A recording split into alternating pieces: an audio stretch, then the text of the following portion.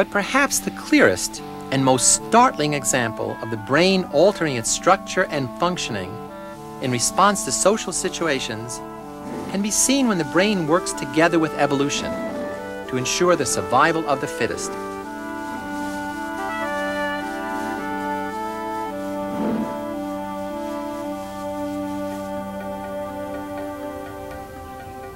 With his theory of evolution, Charles Darwin made us aware of what survival of the fittest really means. That those animals who are best able to adapt to the challenges of their environment pass on their genes to their offspring.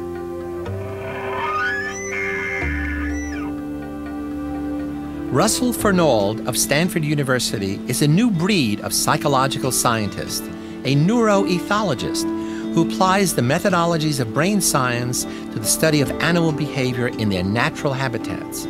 His work dramatically illustrates the interaction of brain, behavior, and environment. When you think about behavior, the thing that occurs to you primarily is that it's controlled by the brain.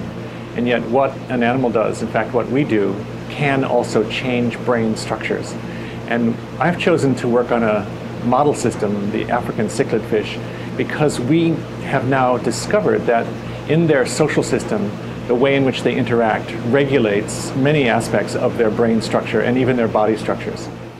Fernald has found that cichlid fish undergo physical change based on changes in their social environment. This phenomenon offers rare insight into the mechanics involved in transforming social information into physiological change. So when a non-territorial male recognizes there's a chance for him to become dominant, this male will turn on his eyebar first. Slowly, the brighter colors will appear on his body. He'll begin attacking and chasing another male and occupy a territory through vigorous defense. Inside, what's happening is a very interesting set of signals go from the recognition of this social opportunity to a region of the brain called the hypothalamus.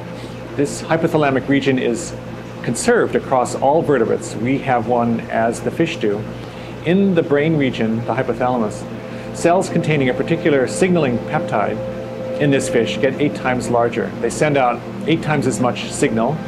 That signal goes to the pituitary gland, which then signals the gonads. And the gonads enlarge also by several orders of magnitude in these dominant males.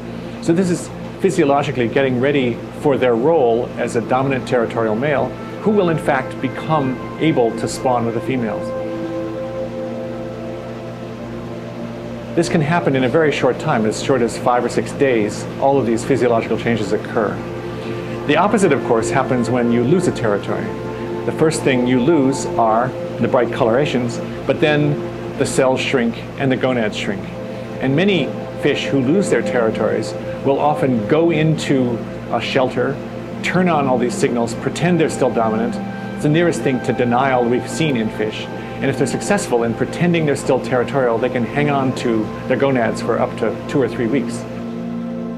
Fernald's work with model species, such as cichlid fish, has a surprisingly direct relationship to human behavior.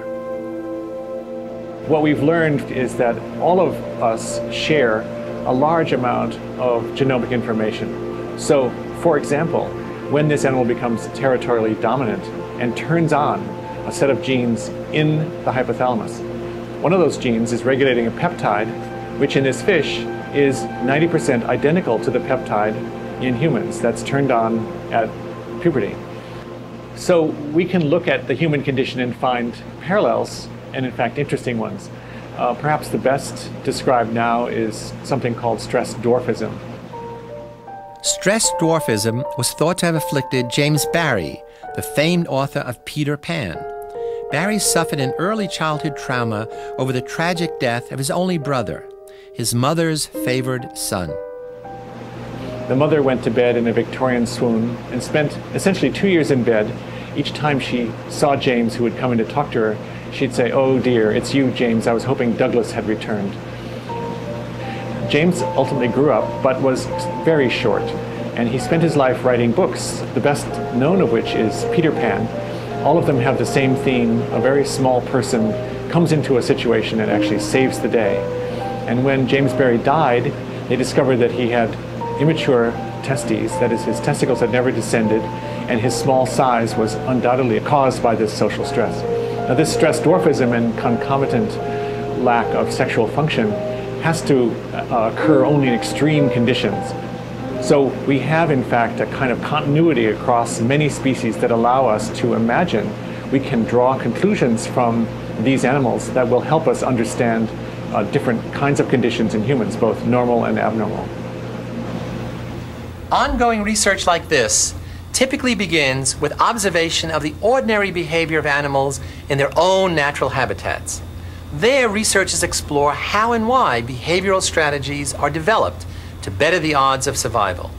Then it's into the laboratory to answer some questions about the relationship between these changes in behavior, essential for the survival of the group, and the corresponding changes in the brain and visual system. In this way, researchers can discover if the brain is responsive to social behavior and how it's modified by experience.